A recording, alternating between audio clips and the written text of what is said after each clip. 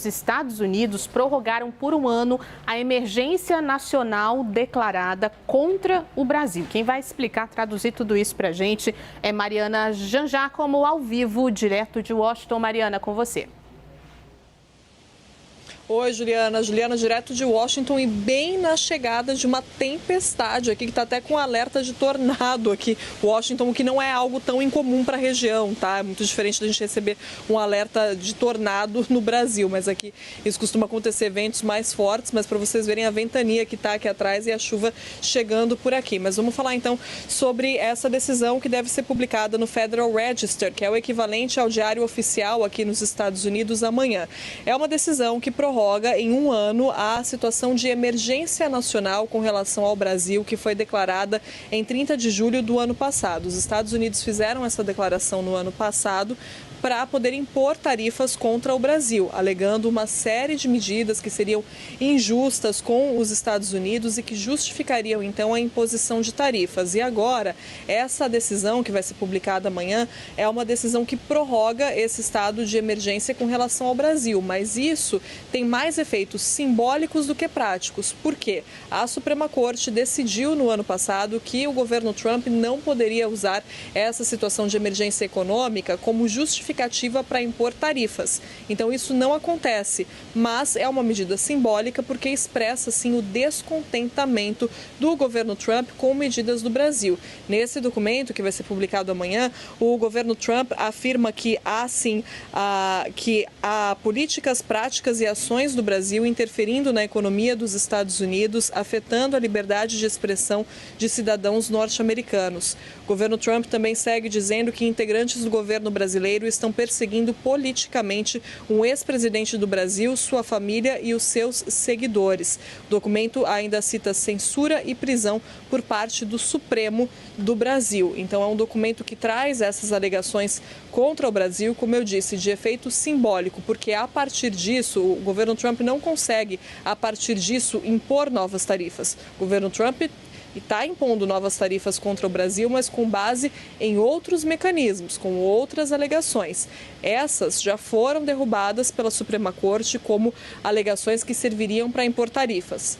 Não servem. Ainda assim, o governo Trump preferiu estender essa situação de emergência, a chamada situação de emergência com relação ao Brasil, como um efeito simbólico, como uma medida simbólica para expressar descontentamento com relação ao governo brasileiro e aos mesmos motivos que já foram explicados no ano passado por Donald Trump, que foram expostos por Donald Trump no ano passado para a imposição de tarifas. Juliana. Colocar nessa conversa o nosso analista internacional Lorival Santana. Os Estados Unidos adotam essa designação, essa emergência também contra outros países, Lorival. Qual é o peso dessa decisão americana anunciada hoje? Boa noite. Boa noite. Sim, essa decisão ela é a base para sanções. Por exemplo, a sanção que foi aplicada pela lei Magnitsky contra o presidente do Supremo, Alexandre de Moraes, para poder bloquear ativos financeiros, precisa estar sob essa designação.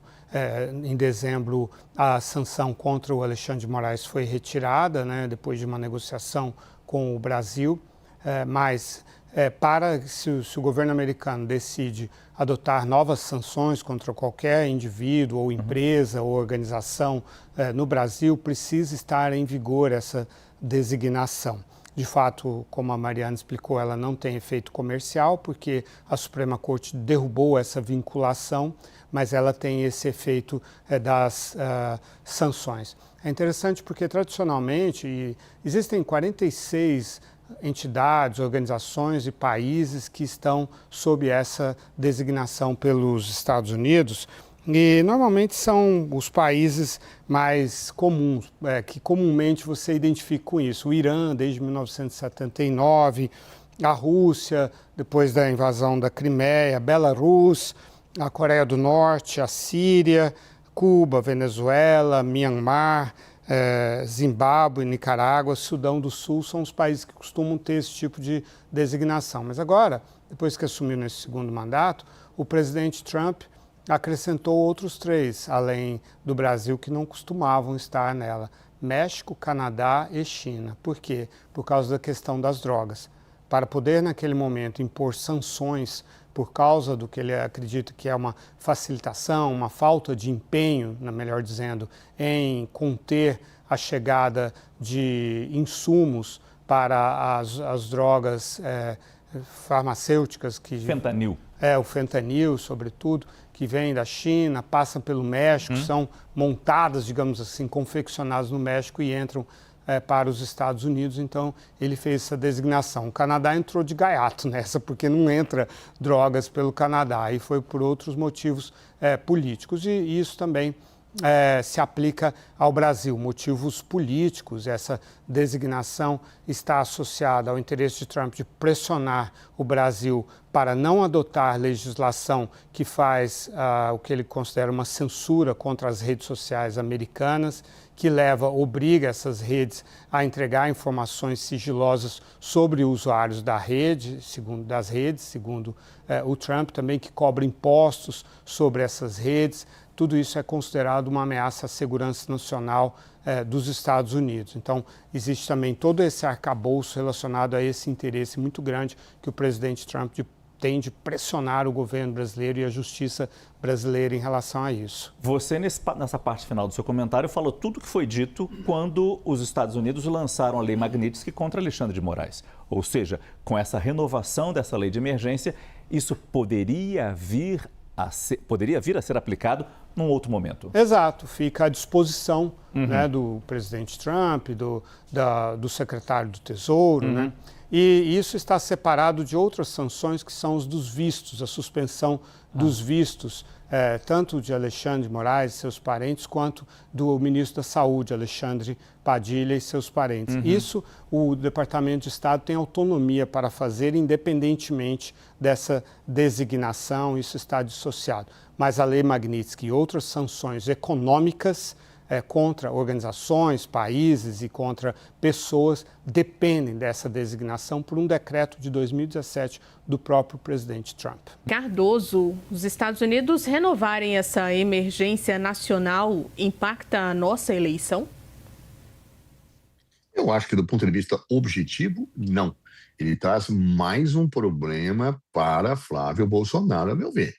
Porque imaginar que o Brasil é uma ameaça aos Estados Unidos só pode ser uma piada, né? A balança comercial é favorável aos Estados Unidos. O Brasil sempre foi historicamente um parceiro dos Estados Unidos. O que Donald Trump quer, com desrespeito da Constituição dos Estados Unidos da América, é simplesmente ajudar os seus amigos de extrema-direita. É isso que ele quer, né? Quando o Milei estava claudicando na Argentina, ele liberou alguns milhões de dólares lá para alavancar Milei, para que ele pudesse parar de patinar. Aqui no Brasil, ele vê Flávio Bolsonaro derretendo nas pesquisas. Então, ele faz uma em cima da outra, uma atrás da outra. Agora, é ridículo isso, dizer que o Brasil é uma ameaça aos Estados Unidos. Simplesmente ridículo. Que o Brasil é um Estado autoritário. É o discurso do bolsonarismo. Aliás, a identidade entre o discurso de Donald Trump e do bolsonarismo é impressionante. Até na questão das eleições. Donald Trump, percebendo que está mal das pernas dos Estados Unidos e vai ter eleição em breve, diz lá que a eleição é fraudada, etc, etc. A mesma coisa que Flávio Bolsonaro no Brasil tenta reproduzir de uma forma atrapalhada, porque o seu pai já tentou fazer, ele foi punido pelo desrespeito às instituições brasileiras e pela tentativa de golpe, ao tentar deslegitimar o próprio resultado das eleições. Essa situação análoga mostra uma identidade de situações em que parece que os Estados Unidos da América tratam o Brasil agora claramente como seu apêndice. Ele quer de todo jeito que Flávio Bolsonaro ganhe as eleições para atender aos interesses dele, aos interesses do mercado. Não foi o Flávio que disse que vai entregar as terras raras para os Estados Unidos da América? Não foi o Flávio que fez uma série de afirmações desrespeitosas à soberania nacional? Não é o PIX que é atacado no Brasil, em que Eduardo Bolsonaro diz que, olha, vamos adotar o sistema dos Estados Unidos? Tudo isso mostra o entreguismo atávico, intrínseco que está dentro dessa política desenvolvida pela família Bolsonaro. Isto é um desrespeito. As pessoas de direita não podem aceitar isto. As pessoas de direita, de esquerda, de centro não podem aceitar isso. Um verdadeiro brasileiro, uma verdadeira brasileira, pode concordar com o governo brasileiro ou discordar, não pode aceitar esse tipo de situação, de dizer que o Brasil é uma ameaça a quem quer que seja e por isso tomar medidas de represália contra nós, prejudicando a nossa população, prejudicando as nossas empresas. Então, olha, eu acho que esse tipo de situação concreta, ela é retórica, ela é inconstitucional nos Estados Unidos da América e não traz resultados imediatos às eleições. Agora, acredito eu que para todas as pessoas com racionalidade, estando no campo da direita ou da esquerda, esse tipo de situação joga contra o que faz a família Bolsonaro, que nega a nossa soberania e nega a nossa pátria, dizendo ser patriota. Ana Amélia, os Estados Unidos renovarem emergência nacional impacta a nossa eleição? Ela tem efeito meramente retórico, meramente publicitário e efeito prático nenhum. E é isso que conta. Não há como brigar com os números, nem com a matemática. Então, se isso tivesse, por exemplo, uma sobretaxa nos produtos exportados pelo Brasil aos Estados Unidos, assim teria algum reflexo e algum resultado negativo. Nesse caso, é apenas o prosseguimento de uma política que é seguida para imaginar que o Brasil vai se curvar aí às posições assumidas pelo Donald Trump. Então, ela tem efeito meramente retórico, na medida que a família Bolsonaro tem com Donald Trump uma relação muito próxima, tanto que o Eduardo Bolsonaro, o ex-deputado, está nos Estados Unidos e acaba de receber da Casa Branca o Green Card, que é uma certificação de permanência, quanto tempo quiser, nos Estados Unidos. Então, é um tratamento, eu diria, favorecido, prioritário por esta relação pessoal que se estabeleceu. E, evidentemente, os laços ideológicos de uma direita que tem uma linha bastante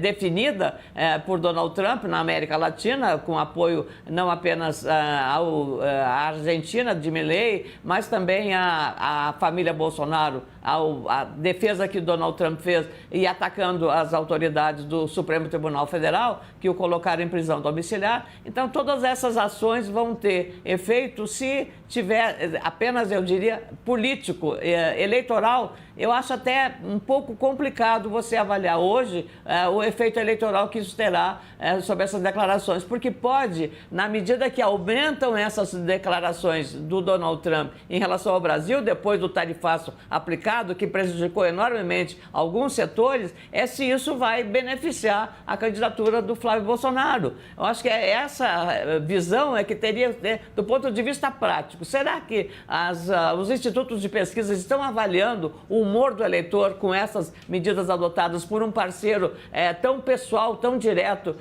relacionado com a família Bolsonaro e, em particular, com o próprio Flávio Bolsonaro? Então, são dúvidas que vão ser respondidas, eu acho que só no dia da eleição, minha cara Juliana, porque hoje você ficar em cima de uma suposição, o que isso vai fazer? Acho que, como ela não tem efeito prático, se tivesse, a situação seria diferente, mas ela não tem um efeito prático, não vai aumentar o preço do que já foi feito no tarifaço. E o governo brasileiro recorre e bate a porta da Organização Mundial do Comércio como uma alternativa que eu diria que é a única saída que tem para fazer. Até porque a própria OMC também está desgastada, está sem efeito e há um jogo de interesses lá dentro que não vai necessariamente favorecer o Brasil nesse momento. Então, a minha dúvida é grande em relação a que impacto terá mesmo sobre a eleição.